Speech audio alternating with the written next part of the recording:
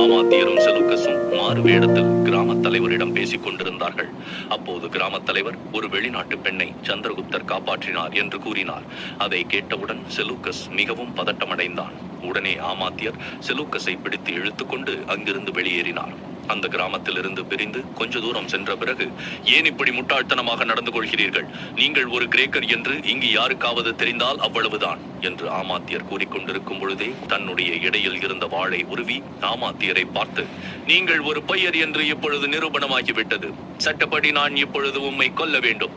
ஆனாலும் கடைசியாக உங்களுக்கு ஒரு வாய்ப்பு அளிக்கின்றேன். நீங்கள் என்ன செய்வீர்களோ ஏது செய்வீர்களோ எனக்கு தெரியாது. நான் உடனே சந்திரகுப்தனின் அரண்மனைக்கு செல்ல வேண்டும். அப்படி நீங்கள் என்னை அழைத்து செல்லவில்லை என்றால் இங்கேயே உங்களை நான் துண்டு துண்டாக வெட்டி விடுவேன் என்று மிரட்டினான்.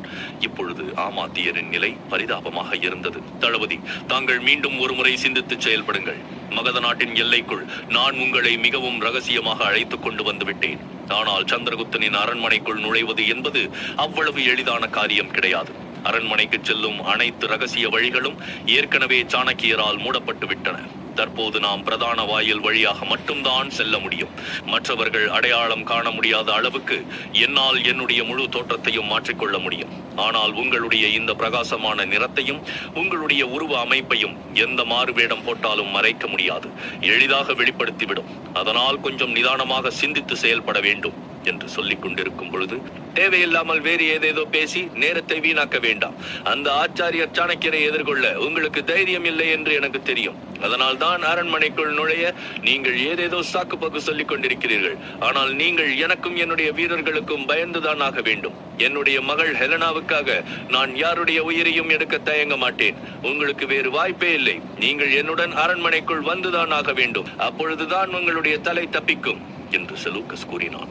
ஆமாத்தியருக்கு இப்போது என்ன செய்வது என்று தெரியவில்லை. அடுத்து என்ன செய்யலாம் என்று யோசிக்க ஆரம்பித்தார். மறுபுறம் மகத நாட்டின் அரண்மனையில் ஆச்சாரியர் சாணக்கியர் வியாபாரி மோகனதாசனுடன் ஒரு சிறப்பு விவாதத்தில் மும்முரமாக இருந்தார். அவருடன் சம்புநாதரும் இருந்தார். அப்பொழுது 2 நபர்கள் அந்த அறைக்குள் நுழைந்தார்கள். அவர்கள் இருவரும் கனிமவியலாளர்கள் மற்றும் உலோகவியலாளர்கள். அவர்கள் தான் மகாநதி நிலப்பகுதியில் கனிம வளங்களை தோண்டி எடுக்கும் பணியின் மேற்பார்வையாளர்களாக இருக்கிறார்கள். அவர்கள் அங்கே தோண்டி எடுக்கப்பட்ட விலை மதிப்பற்ற உலோகங்களின் சில மாதிரிகளை ஆச்சாரியர் மற்றும் வியாபாரி மோகனதாசனிடம் காட்டினார்கள். அதை பார்த்தவுடன் மோகனதாசரின் கண்கள் பிரகாசித்தன. ஆச்சாரியரை பார்த்து பரபரப்பாக, இனி நாம் நேரத்தை வீணாக்க கூடாது ஆச்சாரியர் சாணக்கியர் அவர்களே. இந்த உலோகங்களை தோண்டி எடுக்கும் வேலையை துரிதப்படுத்தி நாம் ஏற்றுமதியை தொடங்க வேண்டும். இதன் மூலமாக நம் நாட்டிற்கு பெரும் பொருளாதார நன்மைகள் கிடைக்கும் என்று கூறினார். ஆச்சாரியர் ஏதோ சொல்ல வாயெடுத்தார். அப்பொழுது ஒரு நிபுணர், நமக்கு இன்னொரு நல்ல செய்தியும் இருக்கிறது ஆச்சாரியர் அவர்களே. வடகிழக்கு பகுதியை தவிர மற்ற பகுதிகளையும் நாங்கள் முழுமையாக ஆய்வு செய்தோம். அங்கும் இன்னும் மதிப்புமிக்க கனிமங்கள் இருப்பதற்கான அறிகுறிகள் தென்படுகின்றன என்று கூறினார். அதை கேட்டவுடன் ஆச்சாரியர் முகமும் சந்தோஷத்தில் மலர்ந்தது. இந்த செய்தியை கேட்கும் பொழுது எனக்கு மிகவும் மகிழ்ச்சியாக இருக்கிறது. இனிமேல் மகத நாட்டு பொருளாதாரம் முன்னேற்றம் அடைவதை யாராலும் தடுக்க முடியாது என்று அவர் கூறினார். அப்போது 2வது நிபுணர், ஆனால் இதில் ஒரு சிக்கல் இருக்கிறது ஆச்சாரியர் அவர்களே. இப்பொழுது நாம் பெரிய அளவில் கனிமங்களை தோண்டி எடுக்கும் வேலைகளை செய்ய வேண்டும். நம்மிடம் இருக்கும் பணியாளர்களை மட்டுமே வைத்து அந்த வேலையை நாம் செய்ய முடியாது.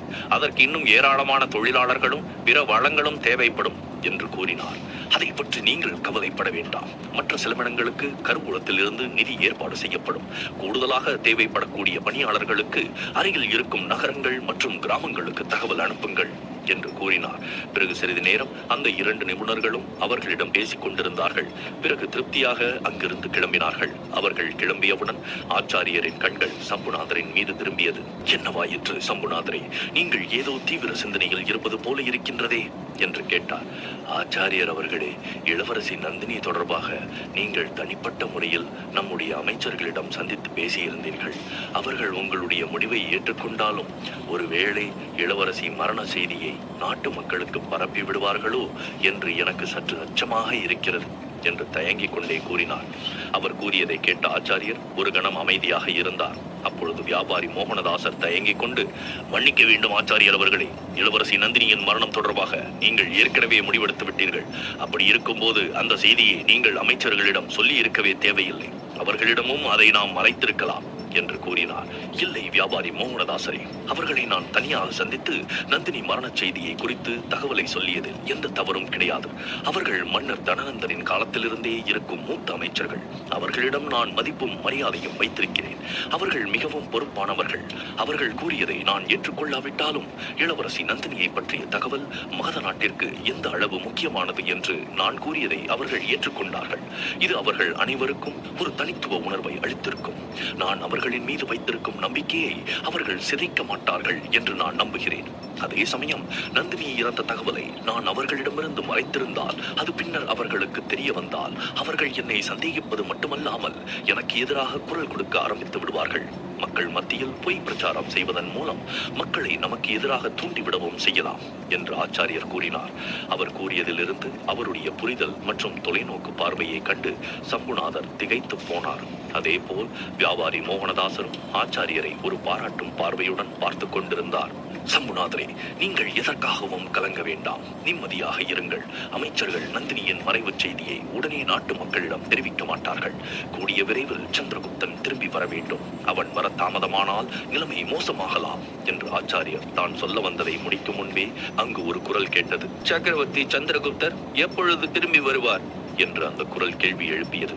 உடனே அனைவரும் குரல் வந்த திசையை நோக்கி திரும்பி பார்த்தார்கள். அங்கே கயாதான் நின்று கொண்டிருந்தாள். உடனே ஆச்சாரியர் தன்னுடைய இருக்கையிலிருந்து எழுந்து கயாவுக்கு அருகில் சென்று அவளை ஆறுதல் படுத்தும் விதமாக, குழந்தைத்தனமாக நடந்து கொள்ளாதே மகளே, சந்திரகுப்தன் நிச்சயம் பத்திரமாக திரும்புவான் என்று அவர் சொல்லிக் கொண்டிருக்கும் பொழுதே குறுக்கிட்ட கயா, எப்படித்தான் சக்கரவர்த்தி சந்திரகுப்தரிடம் இளவரசி நந்தினி பத்திரமாக திரும்பி வருவாள் என்று நம்பிக்கை அளித்தீர்கள். ஆனால் இப்பொழுது பாருங்கள், நந்தினியின் சடலத்தை கூட உங்களால் கொண்டு வர முடியவில்லை. அப்படி இருக்கும்போது நீங்கள் சொல்வதை நான் எப்படி நம்புவது என்று கேள்வி எழுப்பினாள். அவளுடைய கேள்வியை கேட்டு ஆச்சாரியர் அப்படியே திகைத்து போனார். அவர் மட்டுமல்ல, சம்புநாதர் மற்றும் வியாபாரி மோகனதாசரும் கூட கயாவின் இந்த நடத்தையை கண்டு அதிர்ச்சி அடைந்தார்கள். சிறிது நேரம் அமைதியாக இருந்த ஆச்சாரியர், நான் சொல்வதை உன்னால் நம்ப முடியவில்லை என்றால் சந்திரகுப்தன் திரும்பி வரும் வரை பொறுமையாக காத்திரு. நாங்களும் இப்பொழுது அதைத்தான் செய்து கொண்டிருக்கிறோம் என்று கூறினார். அவர் கூறியதை கேட்ட கயா, நானும் நீண்ட நாட்களாக இப்படித்தான் பொறுமையாக காத்திருக்கிறேன். ஆனால் அவர்தான் திரும்பி வரவில்லை. இங்கு என்னையும் சிறை வைத்திருக்கிறீர்கள். எனக்கு இங்கு இருக்கவே மூச்சு திணறுகிறது என்று அவள் கூறினாள். கயா கூறியதை கேட்டு ஆச்சாரியர் கடுமையான குரலில், இது ஒன்றும் சிறை கிடையாது. இது அனைத்தும் உன்னுடைய பாதுகாப்புக்காக செய்யப்பட்ட ஏற்பாடு என்று அவர் கூறவும், இல்லை, இது என்னுடைய பாதுகாப்புக்காக கிடையாது. இது மகத நாட்டின் பாதுகாப்புக்காக. ஏனென்றால் கிரேக்க படைகள் எப்போது வேண்டுமானாலும் இங்கு வரலாம் என்று நீங்கள் அஞ்சுகிறீர்கள். ஆனால் இங்கே இருப்பது ஹெலனா இல்லை, ஹெலனாவின் பணிப்பெண் என்பதை நீங்கள் மறந்து விட்டீர்கள் என்று அவளும் சற்று உரத்த குரலில் கூறினாள். ஆச்சாரியர் சிறிது நேரம் கயாவின் முகத்தை ஆழமாக பார்த்தார். பிறகு அவர் சாதாரணமாக, மகளே, நீ என்ன வேண்டுமானாலும் பேசலாம், எதை பற்றி வேண்டுமானாலும் பேசலாம். அதற்கு உனக்கு சுதந்திரம் இருக்கிறது. ஆனால் இந்த அரண்மனையை விட்டு நீ வெளியே எங்கும் செல்லக்கூடாது. அதனால் தேவையில்லாமல் வாக்குவாதம் செய்து கொண்டிருக்காமல் உன்னுடைய அறைக்கு சென்று ஓய்விடு என்று அவர் உத்தரவிடும் குரலில் கூறினார். அவர் கூறியதை கேட்ட கயா உள்ளுக்குள் கலங்க ஆரம்பித்தாள். ஆனால் அதற்கு மேல் அவளால் எதுவும் பேச முடியவில்லை. அவள் அமைதியாக அந்த அறையில் இருந்து வெளியே வந்தாள். அப்பொழுது திடீரென்று அரண்மனையின் பின்புறத்திலிருந்து ஒரு பெரிய சத்தம் கேட்டது. தன்னுடைய அறைக்கு செல்லவிருந்த கயா அப்படியே நின்று விட்டாள். அப்பொழுது ஒரு காவலாளி வேகமாக ஓடி வந்து மூச்சிறைக்க, ஆச்சாரிய சாணக்கியர் அவர்களே, சக்கரவர்த்தி சந்திரகுப்தருடன் போருக்கு சென்ற யானைப்படை திரும்பி வந்துவிட்டது. அந்த படையில் இருந்த காட்டு யானைகளை கட்டுப்படுத்த முடியவில்லை என்று கூறினான்.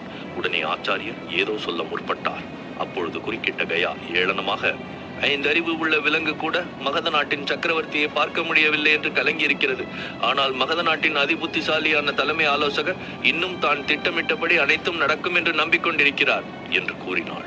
கயாவின் இந்த ஏளனமான பேச்சை கேட்டு சம்புநாதருக்கு கோபம் வந்தது. அவர் கோபமாக அவளை பார்த்து ஏதோ சொல்ல வாயெடுத்தார்.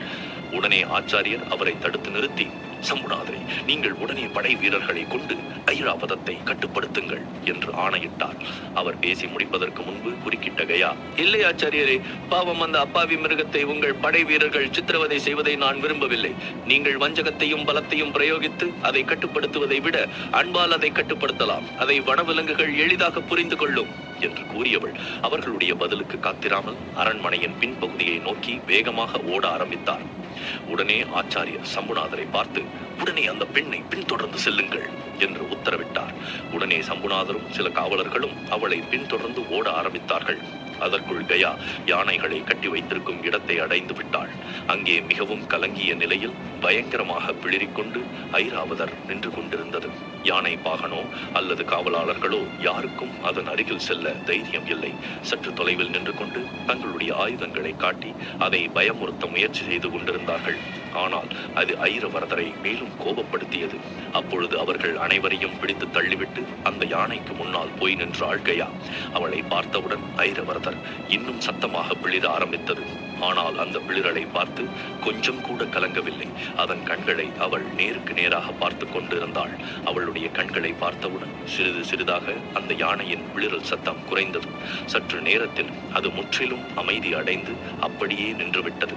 அதை பார்த்து புன்னகைத்த கயா அதன் அருகில் சென்று அதன் தும்பிக்கையை தொட்டு மெதுவாக, ஐரவரதரே, என்னை தாங்கள் அடையாளம் கண்டு கொண்டீர்களா? மிக்க மகிழ்ச்சி, இனி அமைதியாக இருங்கள் என்று கூறினாள். இவ்வளவு நேரம் பதட்டமாக இருந்த அந்த யானை இப்பொழுது கயா கூறிய வார்த்தைகளை புரிந்து கொண்டது போல் முற்றிலும் அமைதி அடைந்து விட்டது. சற்று தொலைவில் நின்று கொண்டிருந்த காவலர்களும் யானை பாகனும் இந்த காட்சியை ஆச்சரியத்துடன் பார்த்து கொண்டிருந்தனர். அதற்குள் சம்புநாதரும் அங்கு வந்து விட்டார்.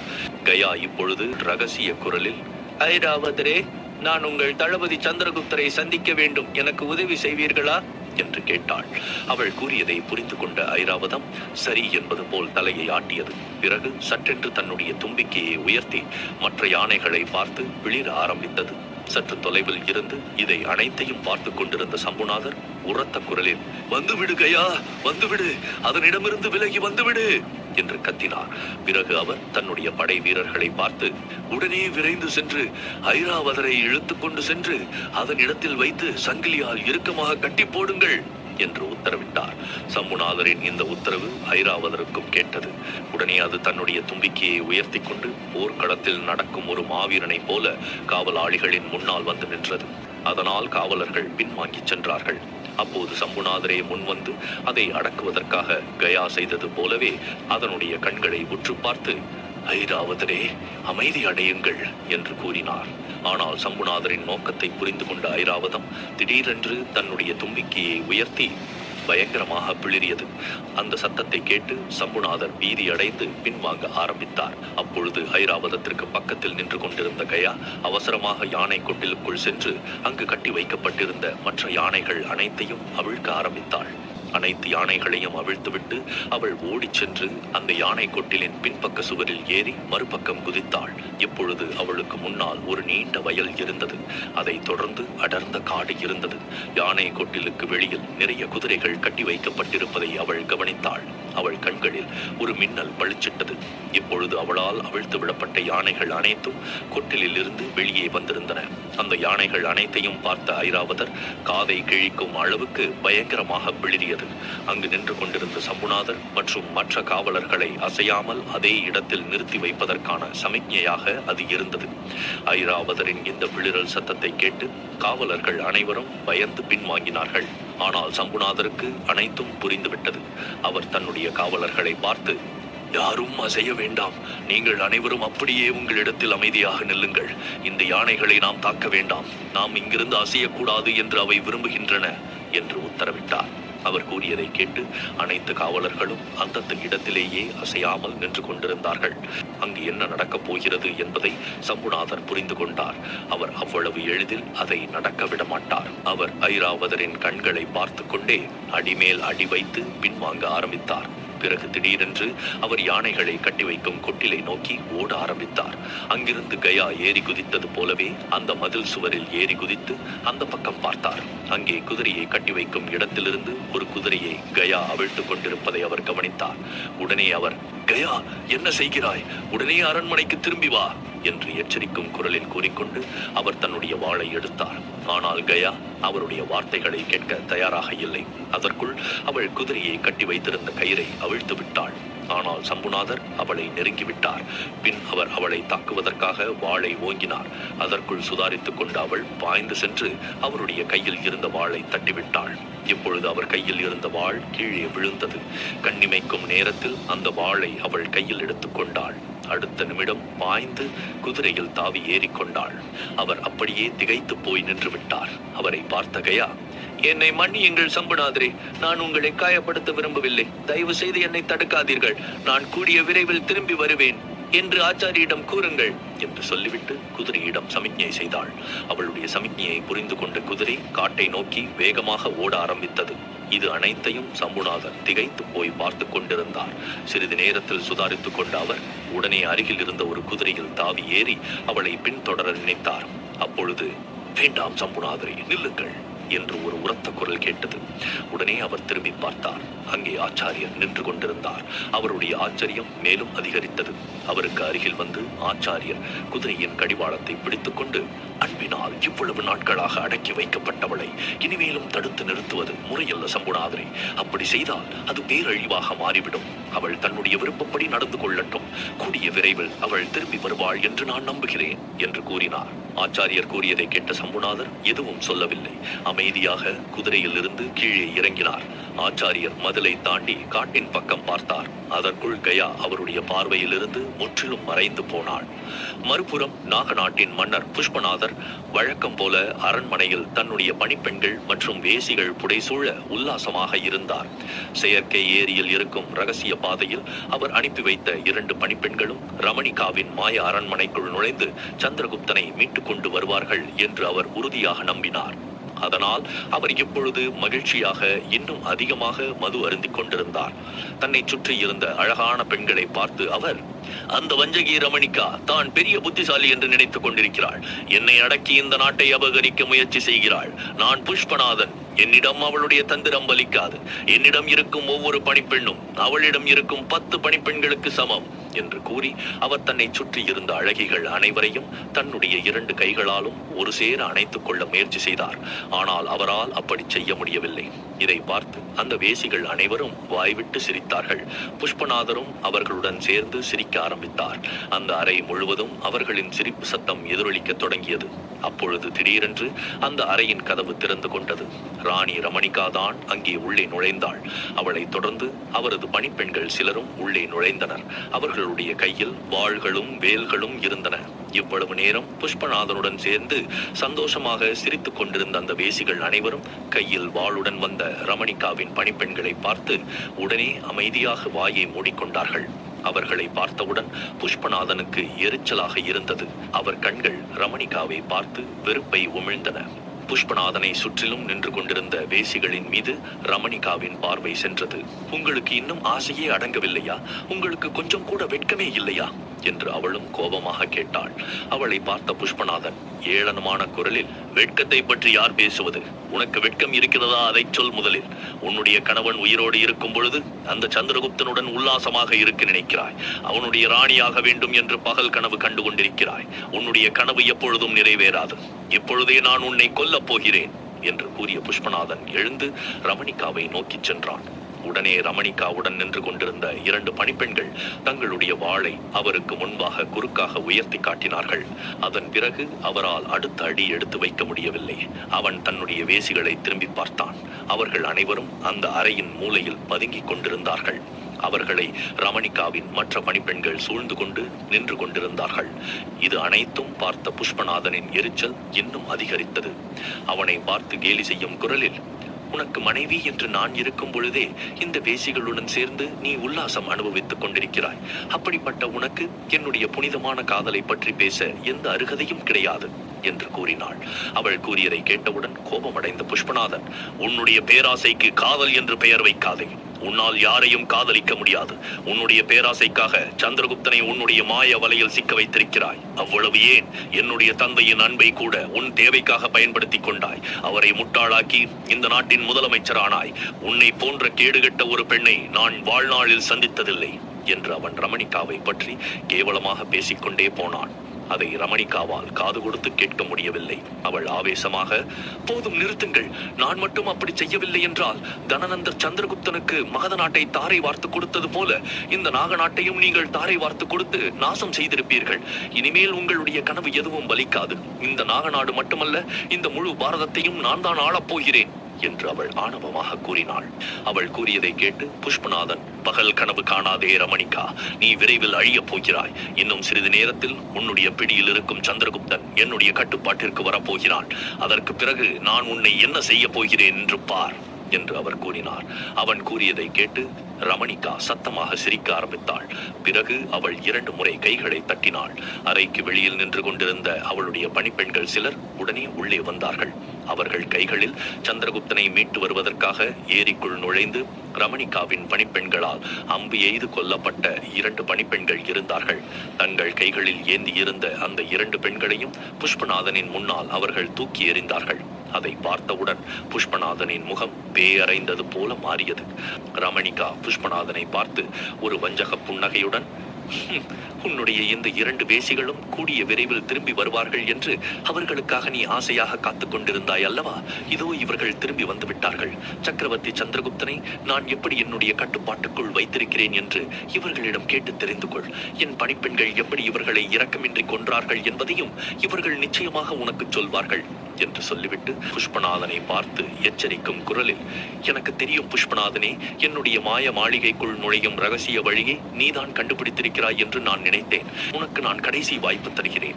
இனிமேல் நீ என்னுடைய வழியில் குறுக்கிடக்கூடாது. அப்படி வந்தால் உன்னுடைய முடிவு என்னவாக இருக்கும் என்று நான் சொல்ல விரும்பவில்லை. இன்று உன்னுடைய வேசிகளுக்கு நடந்தது நாளை உனக்கும் நடக்கும். உனக்கு மட்டுமல்ல, எனக்கு எதிராக சதி செய்யும் அண்டை மாநில அரசர்களுடைய நிலைமையும் இதுதான் என்று கூறியவள் அந்த அறையிலிருந்து வேகமாக வெளியேறினாள். அவளை பின்தொடர்ந்து அவளுடைய பணிப்பெண்களும் வெளியேறினார்கள். புஷ்பநாதன் இப்போது திகைத்து போய் நின்று கொண்டிருந்தார். அதே நேரம் மயக்கத்தில் இருந்த சந்திரகுப்தனின் மயக்கம் தெளிந்தது. அவன் கண்களை கசக்கிக் கொண்டு திறந்து பார்த்தான். உடனே அவன் திடுக்கிட்டு எழுந்து உட்கார்ந்தான். அப்பொழுது அவனுக்கு எதிரே இருந்த ஒரு இருக்கையில் அமர்ந்திருந்த ரமணிகாவின் தலைமை பணிப்பெண்ணான திலோத்தமா ஒரு கிண்ணத்தில் மும்முரமாக மதுவை ஊற்றிக் கொண்டிருந்தாள். அவளை பார்த்தவுடன் அவனுக்கு ஆச்சரியமாக இருந்தது. அத்துடன் வேறு யாரோ தன்னை நீண்ட நேரமாக உற்று பார்ப்பது போல அவனுக்கு தோன்றியது. உடனே அவன் ஜன்னல் பக்கம் திரும்பி பார்த்தான். எப்பொழுதும் போல அந்த ஜன்னல் பட்டு துணியால் மூடப்பட்டிருந்தது. ஆம், அவனுடைய யூகம் முற்றிலும் சரியானதுதான். ரமணிகாவின் பணிப்பெண்கள் அந்த அறையில் ஆங்காங்கே மறைந்து கொண்டு கையில் அம்புகளுடன் அவனை கண்காணித்துக் கொண்டிருந்தார்கள். மதுவை நிரப்பிக் கொண்டிருந்த திலோத்தமா கண்களை உயர்த்தி சந்திரகுப்தனை பார்த்தாள். அவளுடைய உதடுகளில் ஒரு புன்னகை மலர்ந்தது. சக்கரவர்த்தி சந்திரகுப்தரே, உங்களுக்கு நினைவு திரும்பி விட்டதா? உங்களுக்காக நான் நீண்ட நேரமாக காத்திருந்தேன். ஏன் இப்படி கலக்கமாக இருக்கிறீர்கள்? கொஞ்சம் மதுவை அருந்துங்கள், உங்கள் மனம் நிம்மதி அடையும் என்று கூறியவள் மது கிண்ணத்தை எடுத்து அவனிடம் நீட்டினாள். ஆனால் அவன் அதை வாங்கிக் கொள்ளவில்லை. அவளை பார்த்து முறைத்துக் கொண்டே இருந்தான். அதை பார்த்து அவள் வஞ்சகமாக சிரித்துக் கொண்டே, ஓஹோ, அப்படி என்றால் சக்கரவர்த்தி சந்திரகுப்தருக்கு மது வேண்டாமா? ஒருவேளை இங்கிருந்து எப்படி தப்பித்து போகலாம் என்று யோசித்துக் கொண்டிருக்கிறீர்களா என்ன? அது உங்கள் வாழ்நாளில் முடியாது. நீங்கள் வேண்டுமானால் மீண்டும் முயற்சி செய்து பாருங்களேன் என்று அவள் கிண்டலாக கூறினாள். சந்திரகுப்தன் அவளுக்கு எந்த பதிலும் சொல்லவில்லை. மாறாக சுற்றுமுற்றும் பார்க்க ஆரம்பித்தான். இங்கே என்ன நடக்கிறது என்றே எனக்கு புரியவில்லை. நான் ராணி ரமணிகாவுடன் நதிக்கரையில் இருந்தேன். பிறகு எப்படி இங்கே வந்தேன்? உண்மையை சொல். நீ யார்? ராணி ரமணிகாவுக்கு என்ன ஆனது? அவர்கள் எங்கே? நான் உடனே அவர்களை பார்க்க வேண்டும் என்று கூறினான். உடனே திலோத்தமா தன்னுடைய இருக்கையில் இருந்து எழுந்து சந்திரகுப்தனுக்கு அருகில் வந்து, இத்தனை நாட்களாக ராணி ரமணிகாவிடம் நடித்தது போல என்னிடமும் நடித்து சமயம் கிடைத்தவுடன் இங்கிருந்து தப்பித்து செல்லலாம் என்று நினைத்தீர்களா? அந்த வேலை இந்த திலோத்தமாவிடம் நடக்காது. உண்மையிலேயே நதிக்கரையில் என்ன நடந்தது என்று உங்களுக்கு ஞாபகம் இல்லையா என்று அவள் கிண்டலாக கேட்டாள். சந்திரகுப்தன் குழப்பமாக அவளை பார்த்து, நீ என்ன சொல்கிறாய் என்று எனக்கு புரியவில்லை. எனக்கு எதுவுமே ஞாபகம் வரவில்லை என்று கூறினான். அவன் பேச பேச திலோத்தமாவுக்கு கோபம் வந்தது. அவள் சந்திரகுப்தன் கையில் போடப்பட்டிருந்த கட்டுகளை சுட்டிக்காட்டி கடுமையான குரலில், அப்படியா? உங்கள் கையில் இந்த காயம் எப்படி வந்தது என்று கூட உங்களுக்கு தெரியாதா?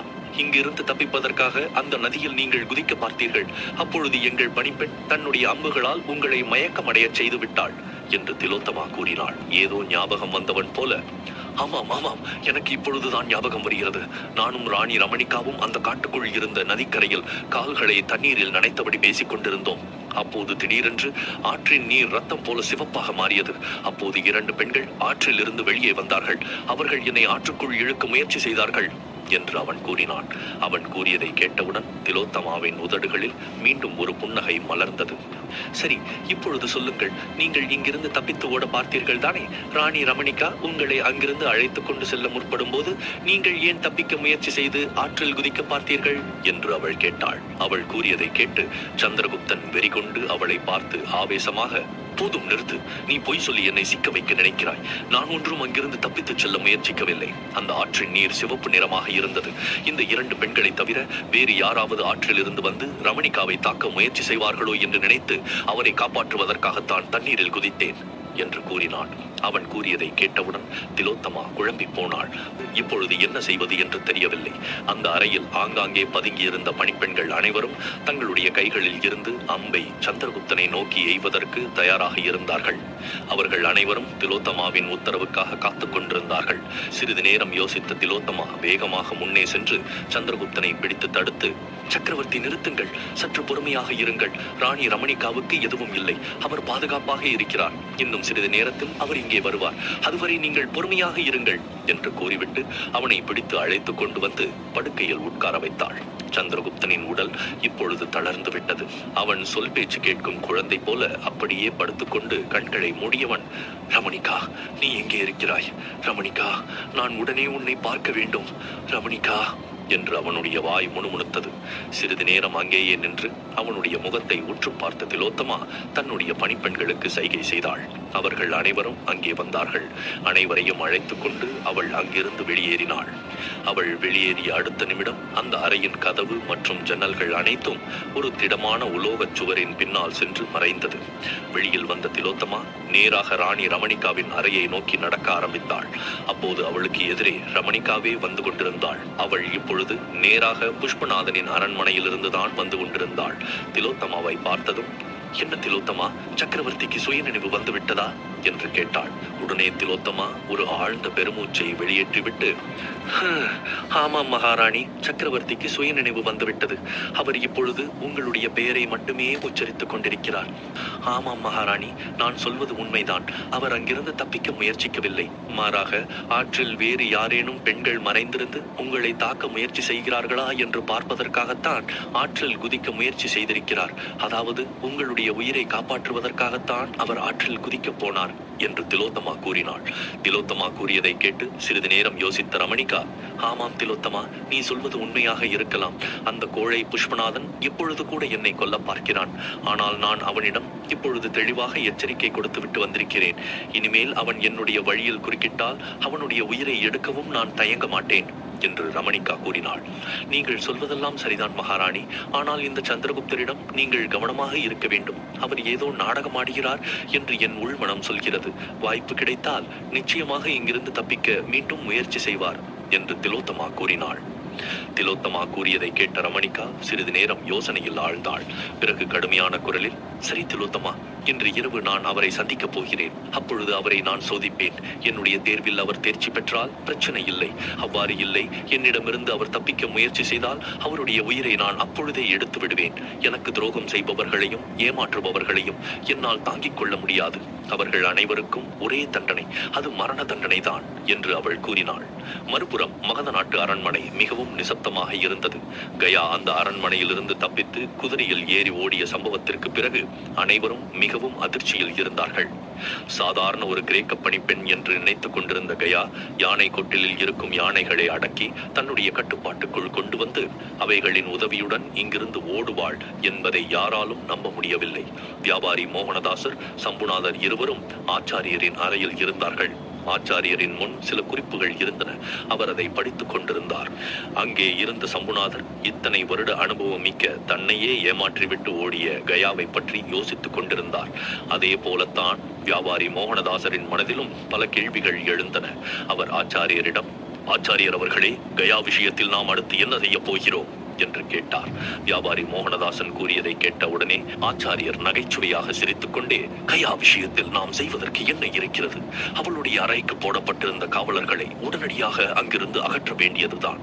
அத்துடன் அரண்மனையின் பாதுகாப்பையும் கொஞ்சம் தளர்த்தி கொள்ளலாம். ஏனென்றால் இந்த பாதுகாப்பு அனைத்தும் கயாவுக்காக மட்டுமே. அவளே இங்கு இல்லாத பொழுது எதற்காக இவ்வளவு பாதுகாப்பு? தேவையே இல்லை. அவள் தன்னுடைய விருப்பப்படி இங்கிருந்து சென்று விட்டாள்.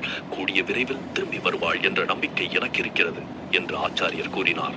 ஆனால் அவள் தனியாக சென்று இருக்கிறாள். அவளுக்கு ஏதேனும் அசம்பாவிதம் நிகழ்ந்தால் என்ன செய்வது? ஒரு விஷயத்தை ஞாபகம் வைத்துக் கொள்ளுங்கள் ஆச்சாரியரே.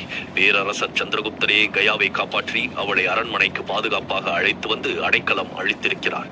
கயாவின் பாதுகாப்பிற்கான முழு பொறுப்பும் நம்மிடம்தான் இருக்கிறது. சந்திரகுப்தர் திரும்பி வந்து கயாவை பற்றி விசாரித்தால் நாம் என்ன பதில் சொல்வது என்று அவர் மீண்டும் கவலையுடன் கேட்டார். ஆச்சாரியர் அதற்கு ஏதோ சொல்ல போனார். அப்பொழுது குறுக்கிட்டு சம்புநாதர், ஆச்சாரியர் சொல்வது சரிதான். கயாவை பற்றி நாம் கவலைப்பட தேவையில்லை. என்னை போன்ற அனுபவம் மிக்க ஒரு படை தளபதியையே அவள் எளிதாக ஏமாற்றிவிட்டு இங்கிருந்து தப்பிச் சென்று விட்டாள். ஒரு போர் வீரனுக்கு உரிய அனைத்து தகுதிகளும் அவளுக்கு இருக்கின்றன.